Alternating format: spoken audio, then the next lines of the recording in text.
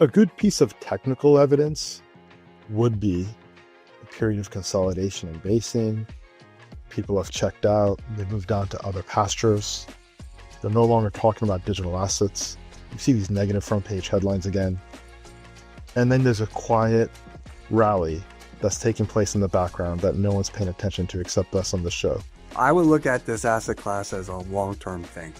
And it's, if you want to get involved, I think I'm actually more positive on 2026 than probably Ram is, but you seem very bullish on 2026 just because, again, like the market forces are filtering out the nonsense supply. Consolidation will manifest itself in M&A.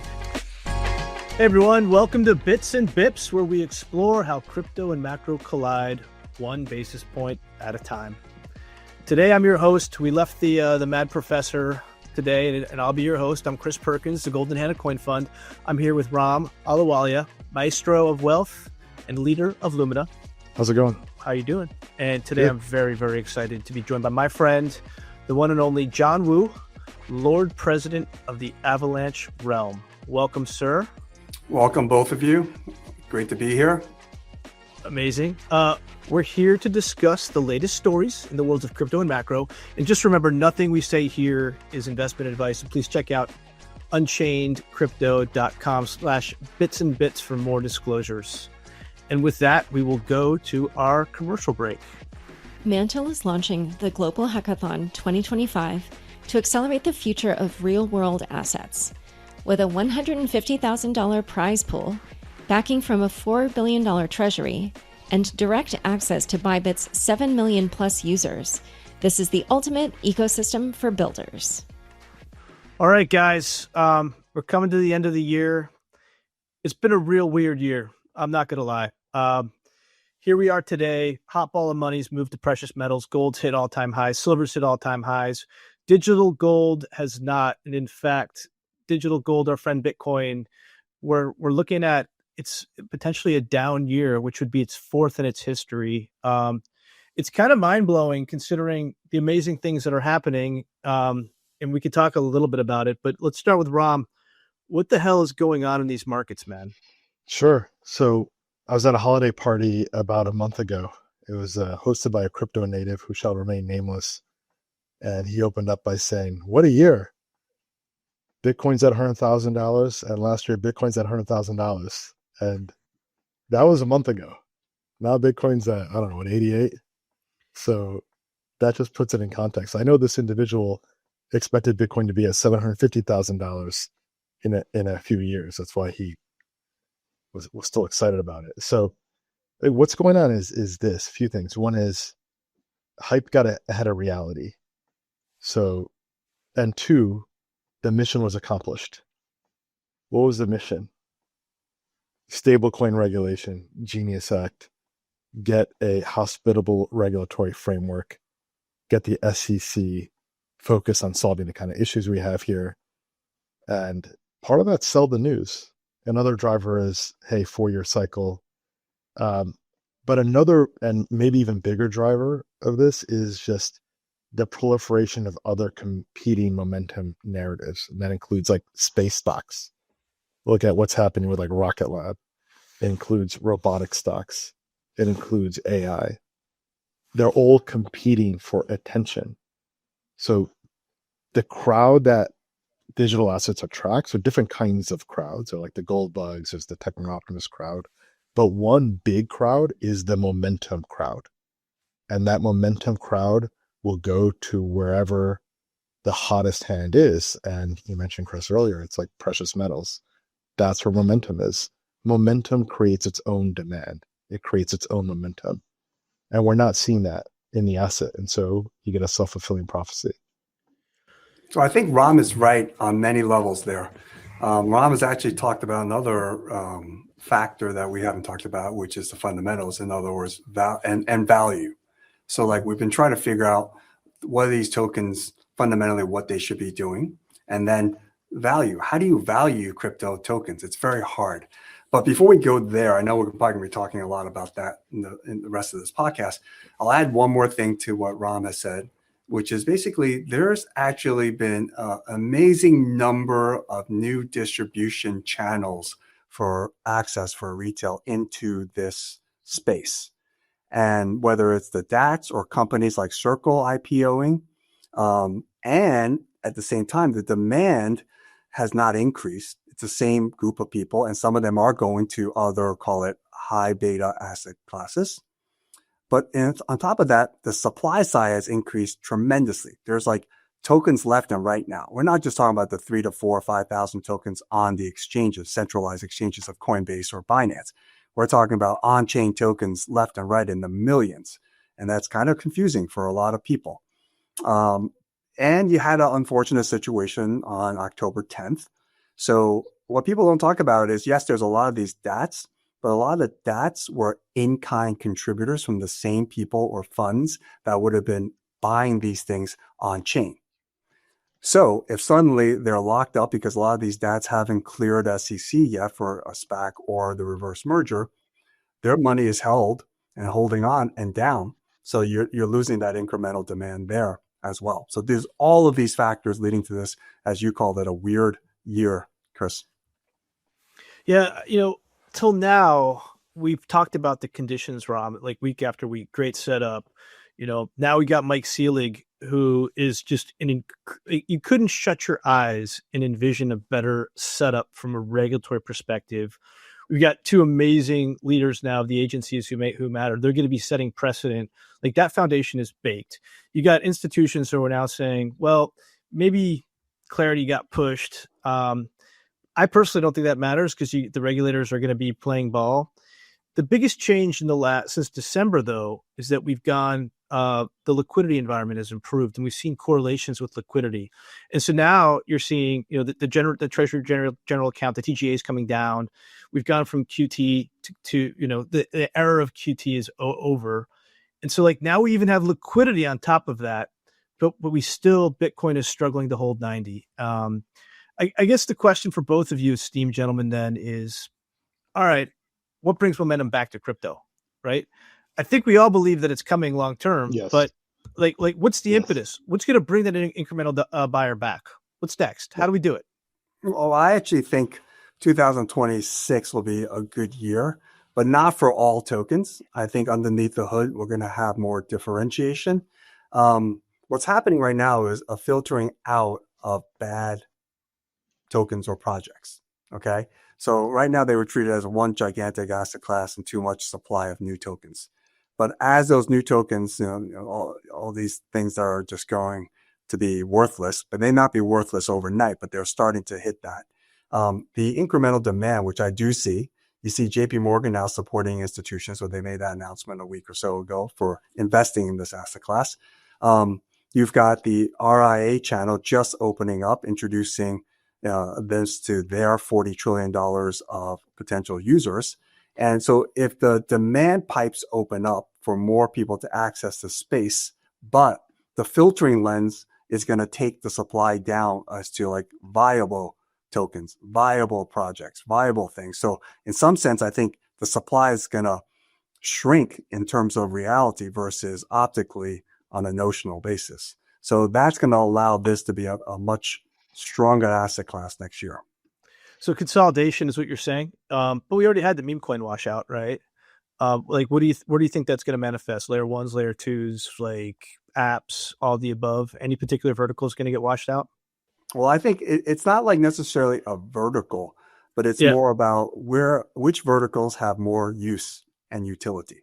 So, you could be, listen, meme coins are a thing and they'll come in and out just like collectibles are in the traditional world. They'll come in and they'll go out.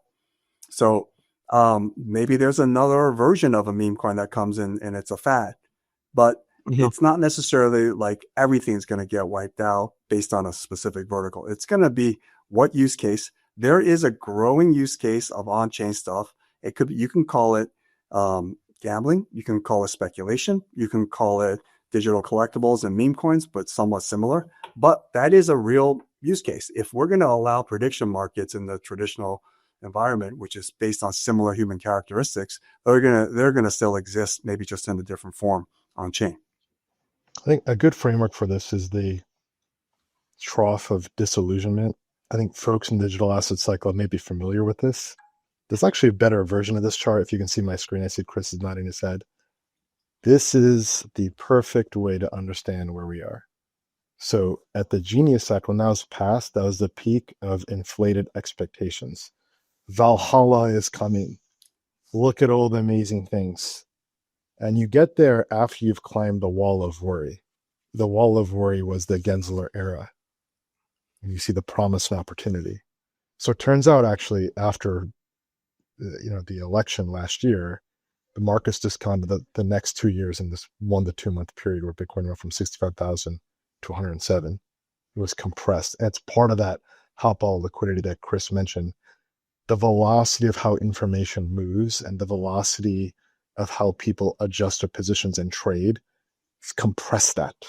We saw that same compression with the fact that Bitcoin hit new all-time highs before the halving cycle, which had never done before. Yep. This is a different market condition, different market characteristic. So what we also saw in, over the summer is this proliferation of DATs and IPOs. Those people are going through the trough of disillusionment. Now they're saying, what the hell did I buy? I wish I never bought this. Someone get me out of this. Now what's going to happen is there's going to come a point in time where the people that own those, what's the psychology of that group? They want to own things going up. They thought this was a lottery ticket. They thought this was a rocket ship. They were sold a bill of goods that it's going to take this thing to the moon. They're going to say, I can't handle it anymore. NVIDIA keeps going up. Meta keeps going up. Space stocks keep going up. Gold keeps going up. And then they're going to say, sell. And when that happens, that'll be the best time to buy digital assets. It's not, I don't know. It feels pretty good right now. You get that improving liquidity situation. We're in the trough of disillusionment. And the fundamentals seem, and again, to John's point, not every token, this does not apply to every token. Fundamentals matter. But it does feel like a very nice entry point for various tokens with strong fundamentals. Yeah. So I'm seeing value emerge, by the way, which is interesting. Yeah. Now, you don't want to buy when you first see value emerging because this thing is going to oversell. It's going to overcorrect. And it's going to have to attract people that are like, gee, how do I not buy that? So what I would want to see is blow-ups. I would like to see funds blow up and headlines around this. I would like to see a desert of capital. These are like my ideal conditions. If you're asking for my perfect setup, yeah, this is what you want to look for. Like at the end of the debacle around FTX and the DCG Genesis, you had Michael Saylor on the front page of the New York Times Magazine, and mainstream media was shaming him. And they say, oh, so we know better. Don't look at this guy. I can't believe what he did. So it's got to be an uncomfortable buy psychologically. People have to hate the asset class. You probably see developers start leaving the ecosystem for AI. It's got to feel that bad. That's when I would be really interested, actually. That's when so like, are there tactical opportunities along the way? Sure. I would find it very interesting if I had that kind of frigidness in the ecosystem. I don't think we have that. I don't think we have that now.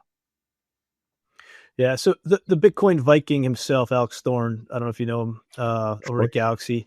He said 2026 is way too hard to call. I was speaking to Steve McClurg, CEO of Canary. He's like, look, we're going to retrench with Bitcoin back to 60 sometime in the middle of next year, and then we'll march back up. How do you guys think this is going to play out into 26? The asset class or Bitcoin? Both. I think it starts with, but you got to start with Bitcoin. You got to start with Bitcoin because Bitcoin leads everything, right? I agree. It starts with Bitcoin. I do think it's going to be better than 2025. And I am a believer that the 4-year cycle is no longer, because there's, that was a not finite, but a small group of investors in the space or traders in the space. And now we've expanded that. So expanding, it means the cycle is probably going to be slightly different. I mean, elements of it still will exist. You can't get around that supply, side of the equation, but the demand side has changed so much. Yeah, you're right. Idiosyncratically, we've seen a lot of the old holders, the whales. They've cashed out the cycle. So you don't getting older, having kids, need to buy a house. I'm out. And so maybe that psychology is changing. That's a consensus view, by the way, that the 4-year cycle is dead. You agree with that, Rob? It's proving it out again, though, right? The 4-year cycle Right? has expressed itself and it's worked again. A lot of Bitcoin, as with other assets and holders of other kinds of stocks like Tesla, there's a tribal, like religious component to it. You enter like this, the cathedral of Satoshi Nakamoto, and you learn these things like the 4-year cycle and the halving cycle. And so you can get these self-fulfilling prophecies. I do think that there are a lot of other factors that stacked up at the same time. I do think Bitcoin at 60,000 starts to show some value, but we have just to address it when it comes.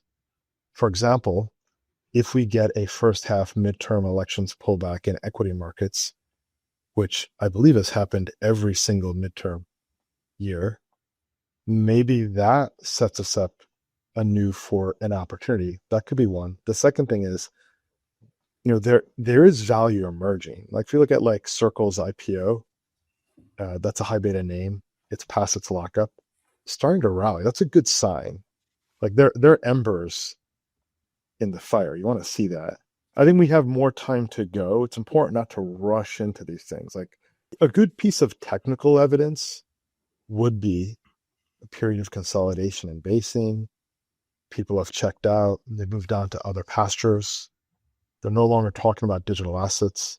You see these negative front page headlines again. And then there's a quiet rally that's taking place in the background that no one's paying attention to except us on the show. Okay. And then you're going to see that price and the moving average starting to slope up. And there is an opportunity that would emerge around that time period. So it could happen sooner. I think because of the pace of information velocity we talked about, how assets reprice so quickly,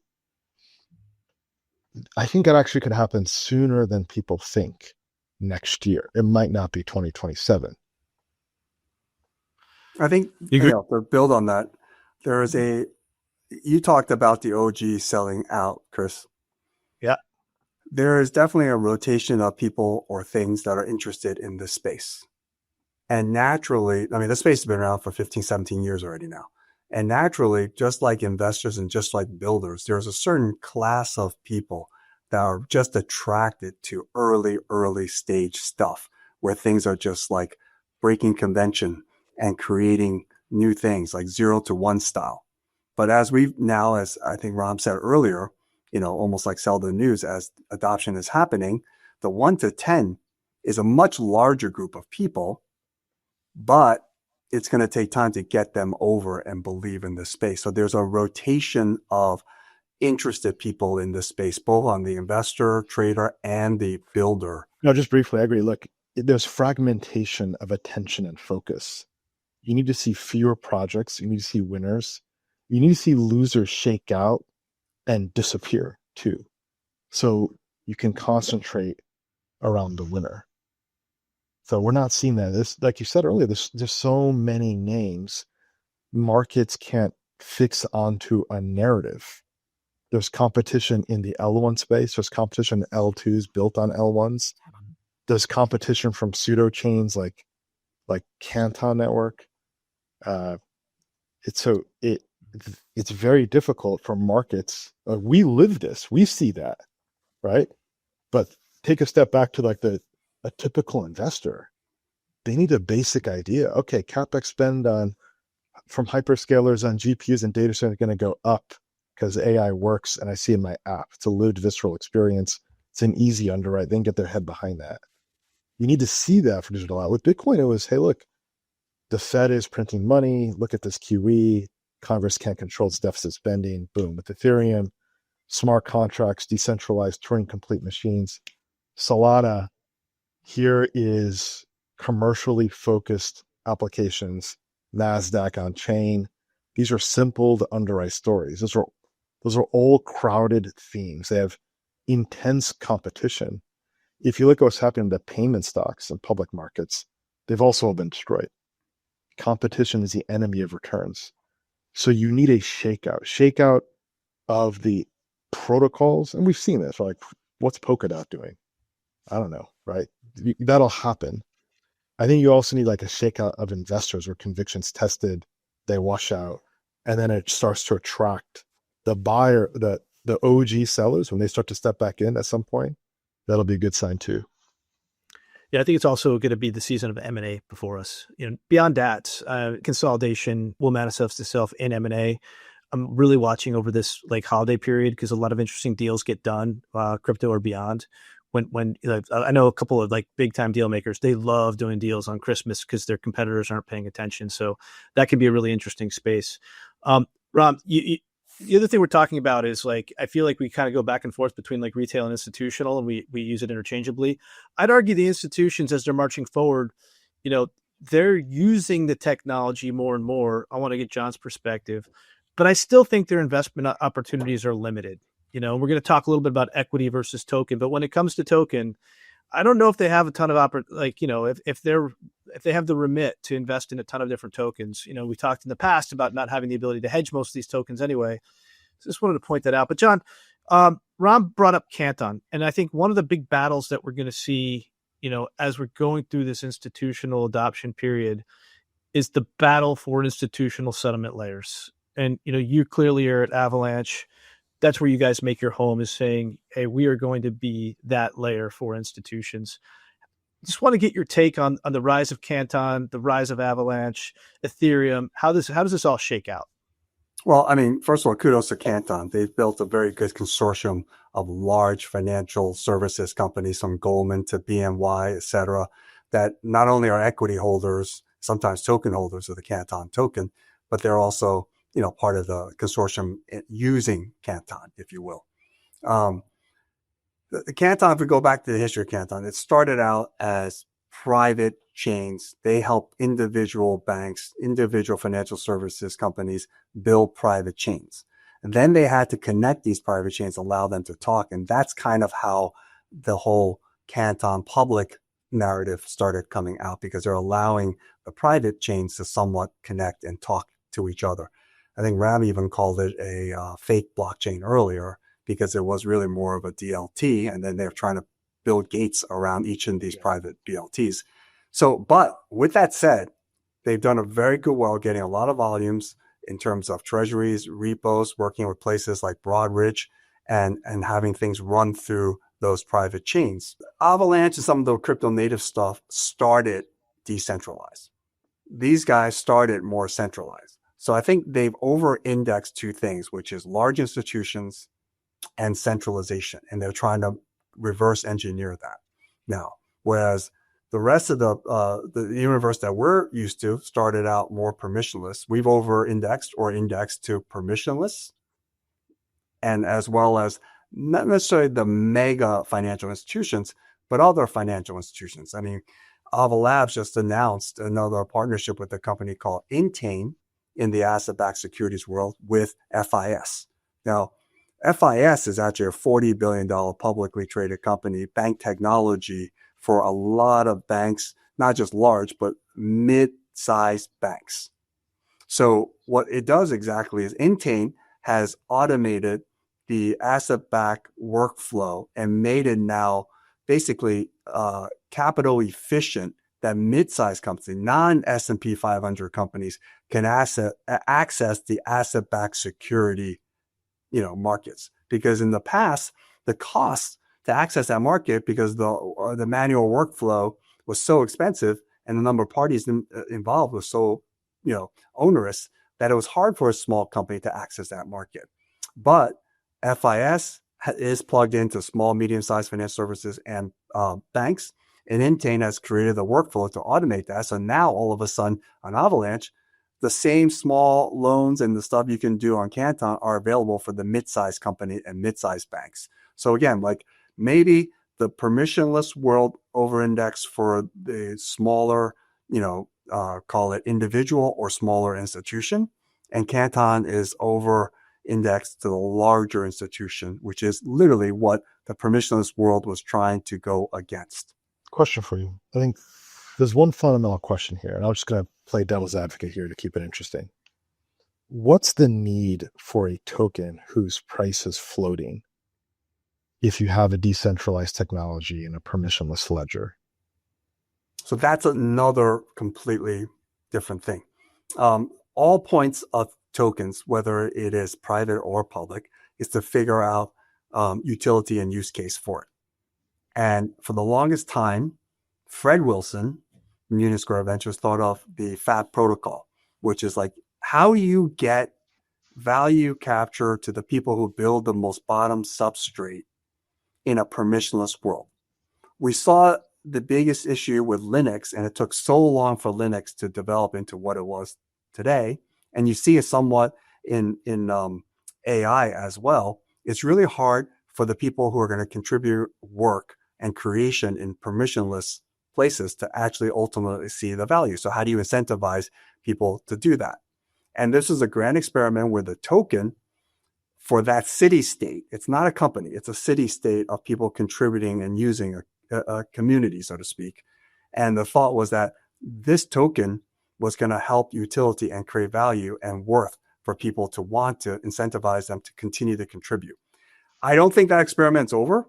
We can say currently the experiment's gone through many iterations, has not been fully successful, but I think we're still experimenting and trying to figure out a way to grow permissionless systems faster. Well, I agree. Value capture is another key part of this equation. There's so many issues here. Like they just need to be addressed. We're making progress on it. If you have value capture, then it goes back to the Clarity Act and what do we own? Is it security or is it a commodity?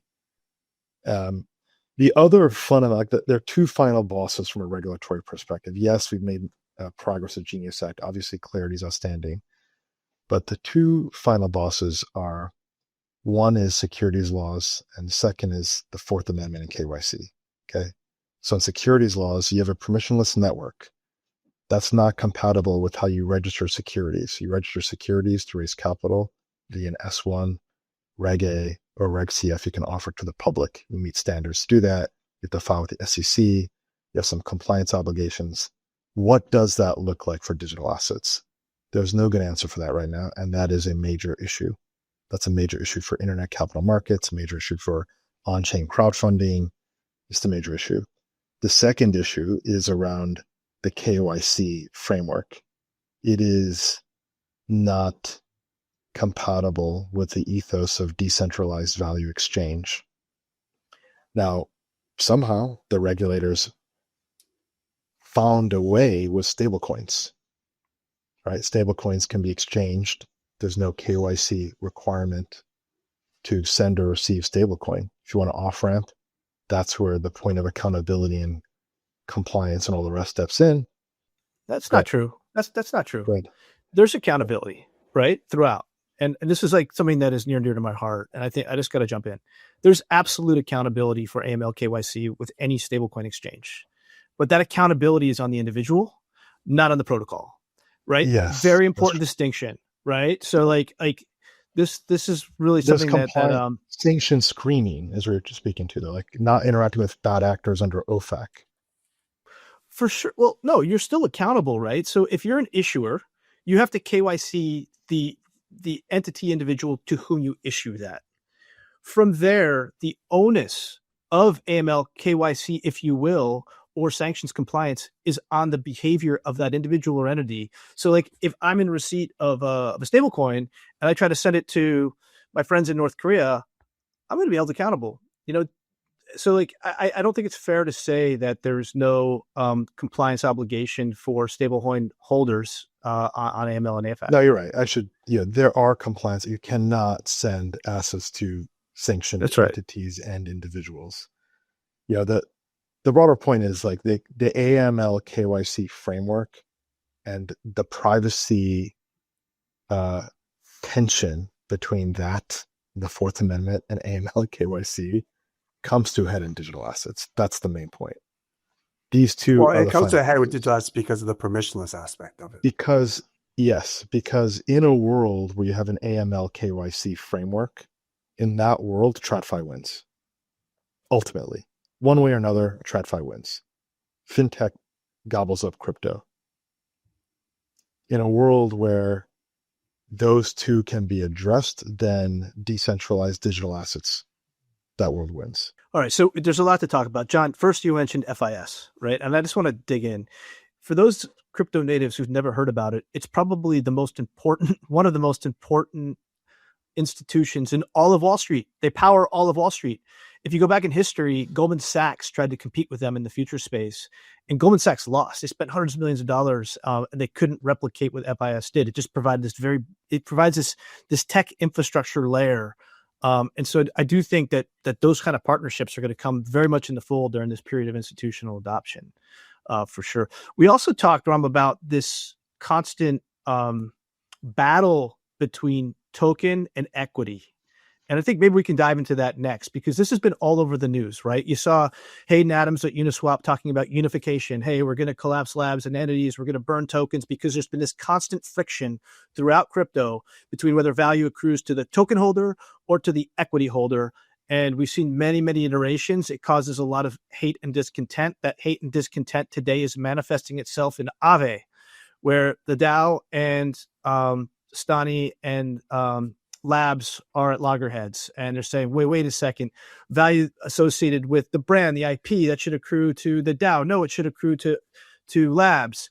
I want to start with John, because you deal with this every day. You have a protocol, you have token holders, you also have, are the president of the Labs entity. How does this get adjudicated? How does it get solved? I mean, it's a constant tension. Look, as investors, I'll tell you that we oftentimes look at both. We're like, why we don't have to call winners. We'll look at exposure to both token and equity. Not sure how it's going to play out 5 years from now. John, how do you deal with this friction? Right. Well, for convenience, let's just broadly characterize equity versus token, because each one of these labs companies, whether it's Stani's lab or Axelar's Interop lab or Ava lab, there's different levels of equity and token out there. And then certain tokens have no use case. Others do have use case for gas, for whatever, et cetera, et cetera. So, but for argument's sake, let's just reduce it to the most two basic things, like equity value versus token. That's really like assuming we have identified what that token's use case is. Okay. And then if you want to talk about that, then it goes back down to like, what is the utility that it's providing the system? Okay. And also, where does the IP sit? If the IP sits at the labs part, then maybe the equity has some value. But if the IP is not that valuable, and it's really all about the tokens itself, because you use them for gas, use them for paying for trades or whatever, then maybe the tokens have more value. So that's, in a weird sense, that's not that different from many systems in the traditional world. Think about like, I don't know if you guys have ever invested in hotels or in other things where there's a hotel owner that owns the real estate, but then Marriott or Starwood, they own the brands and they manage the hotel, and they get a licensed percentage of all the stuff that comes through. So you now separated appreciation of land value versus the management of the hotels and the cash flows associated with it.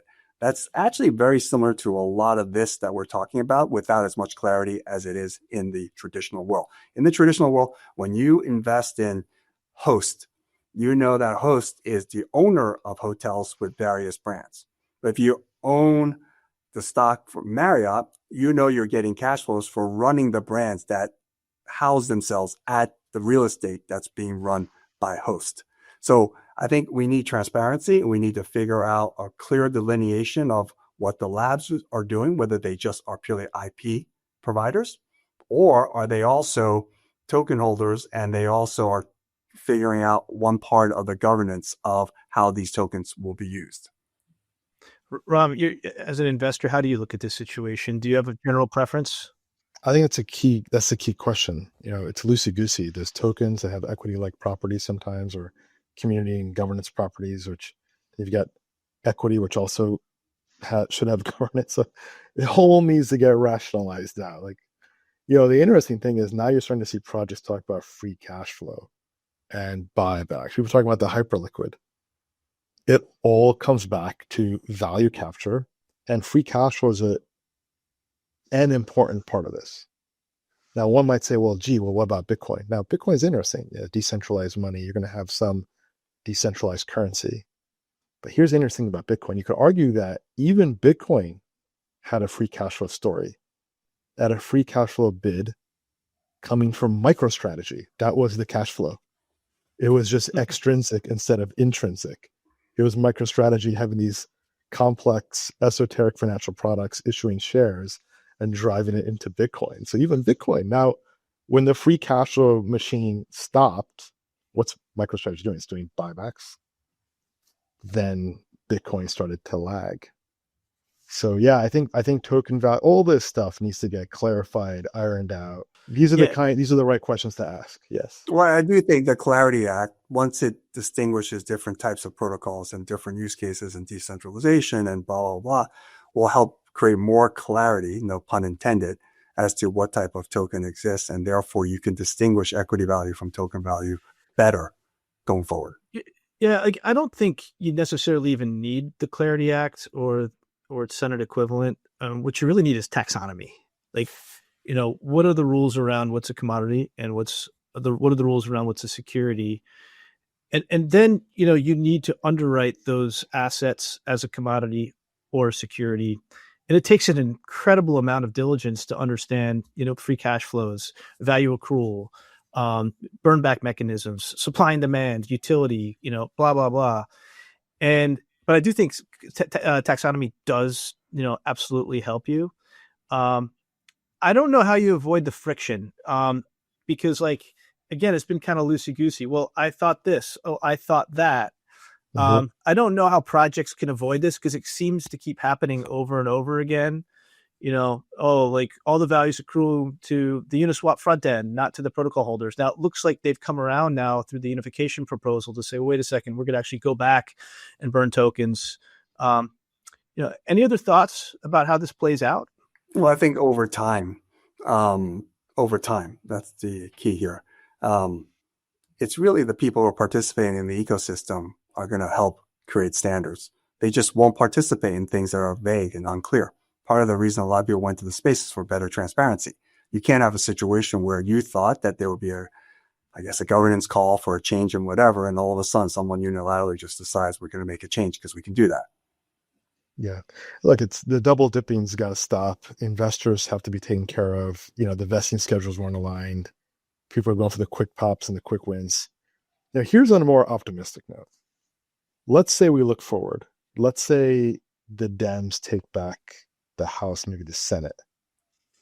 That could be a capitulatory event for digital assets. It sets up a wall of worry. And it could be a flushing or rinsing event that makes the asset interesting again.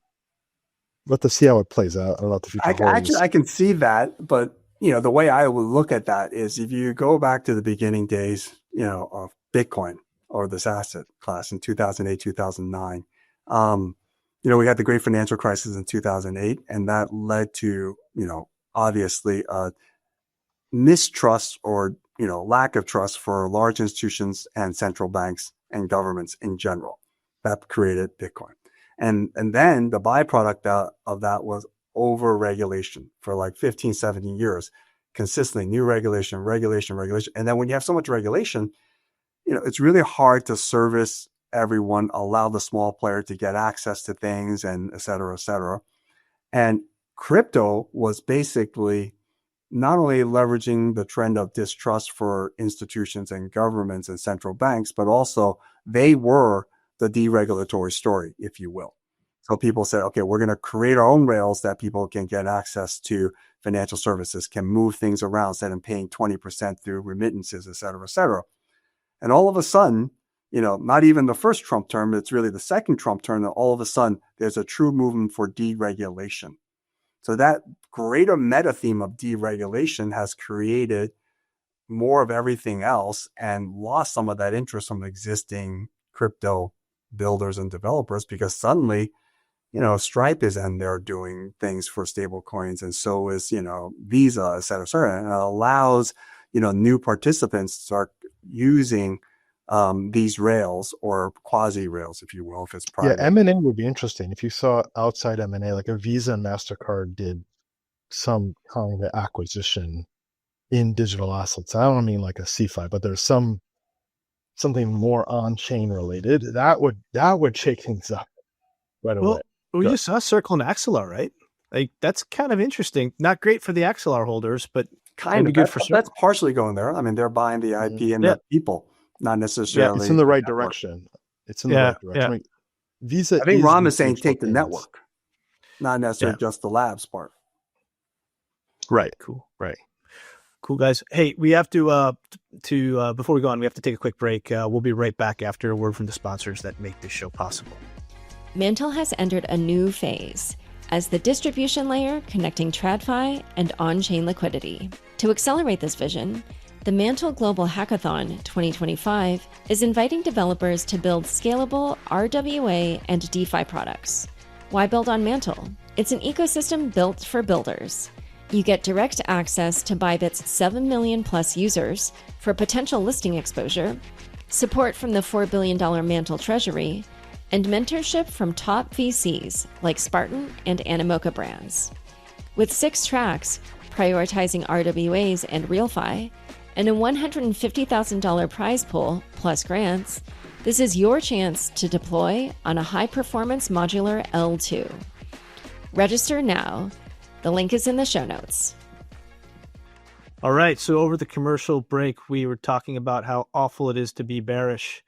I don't know. I'm a little more constructive, Ram. I see liquidity coming back into the system. I see the Treasury General account coming down. You know, we're moving out of QT. So I think that. Where are you expressing? How do you express that? That's what I was going to ask you, man. I'm the host today, man. so you got to answer. I was trying to hedge you off at the pass. Boomerang right back, Chris. I mean, I'm not. Look, I'd rather wait for a better setup than opportunity set. You know. Yeah. I think the better opportunity is just elsewhere right now. Look, when I see it here, I'll let everyone know. I laid out how I would think about that. Maybe after midterms, I guess that gives us a year. Funny thing about that would set up the next 4-year cycle. Typical bear market, year and a half, right? That would be setting up the next cycle on cue. You know, Ram, you should have said avalanche, right? Well, I mean, I don't want to tout myself or avalanche, but I would look at this asset class as a long-term thing. And it's, you know, if you want to get involved, I think I'm actually more positive on 2026 than probably Ram is, but you seem very bullish on 2026 just because, again, like the market forces are filtering out the nonsense supply. So actually the supply is going to be more limited. And then there's going to be far more distribution to RIAs, to also institutions. So I think naturally the quality supply will be limited, but the demand for that will increase, and I'm more bullish on that.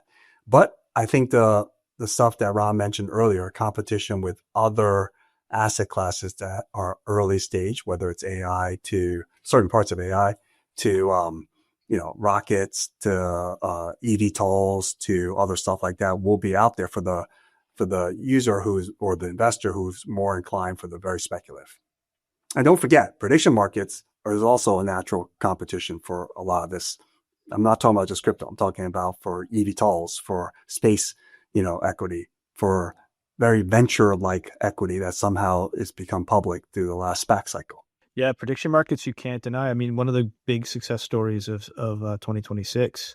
But value doesn't necessarily accrue to crypto in that space. It accrues, maybe the underlying layer 2 or layer 1, whatever, may get some utility, but that's not really accruing value necessarily to crypto aside from the rails. Did you see the boxing match with AJ and Jake Paul? So they had a Polymarket logo on AJ's trousers.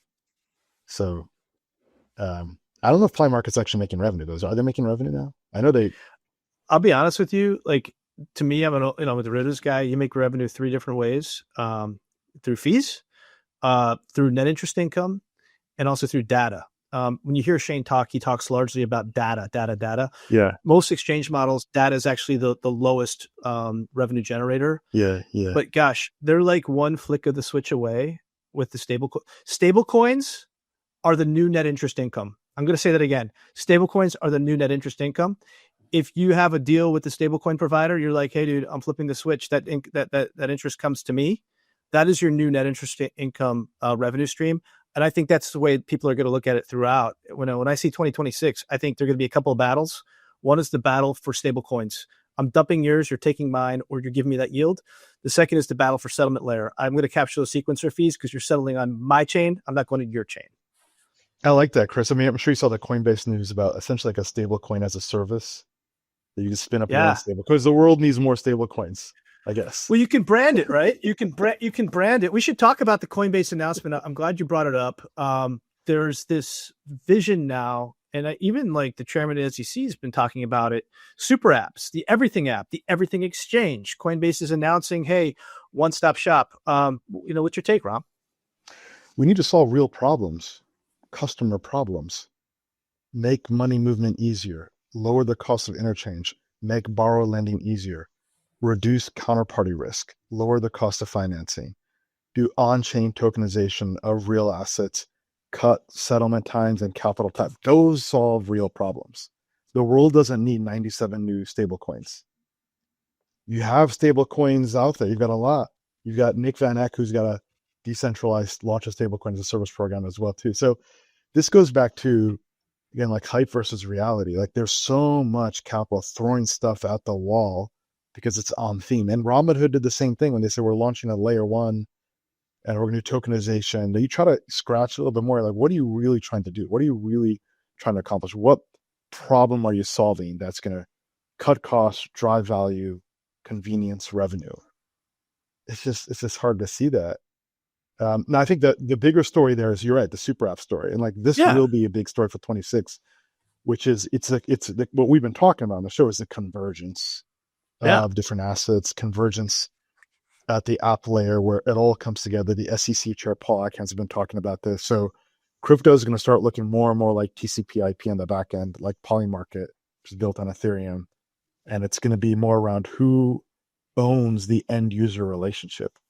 This is a complex story. Look at Google, right? Google Gemini is now on pace to be the fastest growing app of all time, 2 billion users, faster than ChatGPT. And they have an installed base with existing distribution. This is back to, what you call the Empire Strikes Back theme. So the super apps are here. You've got the big brands coming, the others that'll step in. Coinbase and Robinhood are duking it out. And when you see competition, it just hurts profits. That's the issue. It's great for consumer. Competition is what makes capitalism great. But we welcome the competition. Let's bring on the competition. It feels like we're moving into a bipolar world in a way, John. Robinhood super app, Coinbase super app. What's your take? Well, I mean, don't forget, Schwab just bought Forge for private securities. Interactive brokers also, have made headways in prediction markets and other things in this space as well. So there's still many other apps out there. I think what Coinbase and Robinhood brought together is basically that younger demographic where there's growth in terms of the assets per user. Now, it's going to be segmentation. And with the Clarity Act, it's not clear that Coinbase can be everything for everyone, because they get away with things that are in the gray area that traditional financial services companies cannot do once it's clear what a token is, the taxonomy you called earlier. It's really hard to be the New York Stock Exchange, the Citadel for market making, and the bank for issuing things all in one place. Right now it's possible, but once the rules are clearer, we'll see what happens. With that said, going back to one theme we talked about earlier, which is KYC, on-ramp and off-ramp, there is no doubt Coinbase has a structural advantage for doing things correctly or as best as you can in the last 10, 15 years of existence. So they have a huge edge over Robinhood. Robinhood's coming in from the equity side and Coinbase is coming in from the crypto side, but they are going to bump heads. Wow, John's calling Coinbase over Robinhood. Are you there as well, Rom, or are you taking the other side? I think it's, when competitors meet at an intersection, no one wins. It's not just that. Look, I would wager that X, formerly known as Twitter, they will have a super app. It'll have trading. It'll have payments. It'll have lending. They're going to get in this game too. They're not the only ones. I mean, you're going to see a proliferation. The super app thesis is one of these obvious opportunities that's going to attract so much capital and just a number of players trying to get after it. The big tech companies would try to do this if there weren't limitations preventing them from being banks. So they're going to try to do it from owning the AI layer and having a personal assistant that can do your econ transactions. It's an interesting look. Robinhood's got a pretty expensive valuation now. It's had an incredible run. I don't know. It's like 55 times earnings now, and competition's increasing. So one question is around who's got a better dog in the fight. The other question is around how do you make money on this as an investor? I think both are tough questions. Kind of my view on next year is more like have a bias towards value. I think you'd get a high beta rally now, the Santa Claus rally. Like I think that's happening now. Quantum stocks are up like 15 points today, for example, right? It's going to happen. But I think actually value does better next year. Look, overall, we just got a bit ahead of ourselves on a number of different fronts. And now the vibe is like free cash flow and buybacks and earnings yield. Like that's the vibe now. That's the sentiment. Well, that'll be interesting because, no doubt we're more value oriented right now. Especially, down markets, especially in crypto, always, people start talking about value and revenue capture.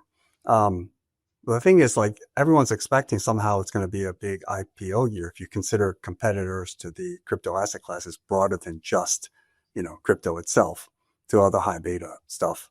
How are we going to have a good IPO market if value is really back? Because a lot of the IPOs are really, truly high growth stuff.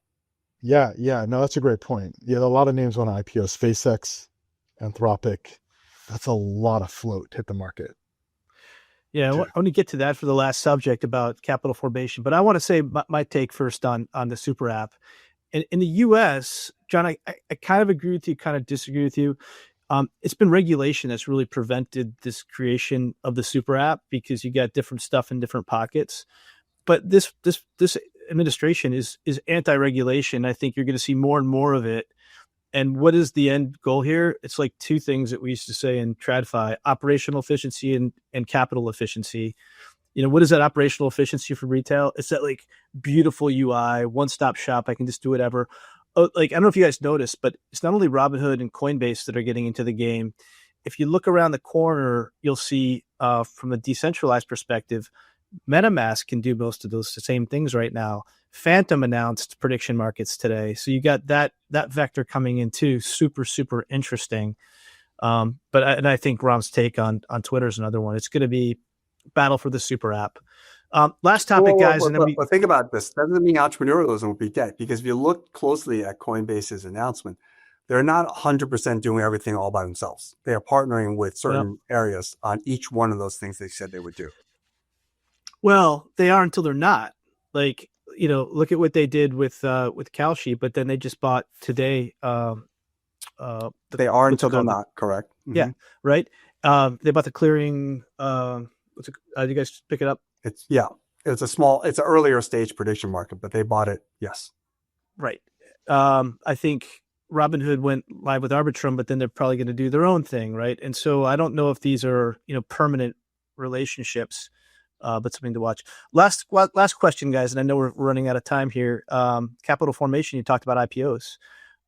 When Jeff Dorman came out last week and was talking about just how awful the TGE environment has been. And I think, he said of 118 token launches tracked this year, 85% are now below their TGE valuation.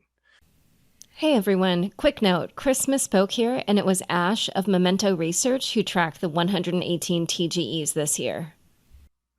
Are TGEs dead? Well, in the current manner, they're dying and they're not dead. I mean, it goes back to what's the use case and what's the token economics and why does this TGE need to be there?